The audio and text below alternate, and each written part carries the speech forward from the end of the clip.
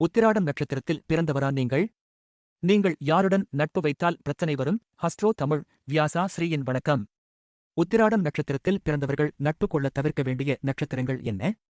பார்ப்போம். உத்திராட நட்சத்திரத்தில் பிறந்தவர்கள் எல்லோருடனும் எளிதாக பழகக்கூடியவர்கள். ஆனால் ஜோதிட கருத்துப்படி இவர்களுக்கு சில நட்சத்திரங்களில் பிறந்தவர்களின் நட்பு கருத்து வேறுபாடுகள் அல்லது மனக்கசப்புகள் உருவாகி மனவேதனையை தரலாம். அஸ்வினி, மகம், மூலம், ஆயில்யம், கேட்டை, ரேவதி இந்த நட்சத்திரங்களில் பிறந்தவர்களுடன் நட்பில் சற்று கவனம் தேவை என்று சொல்லப்படுகிறது.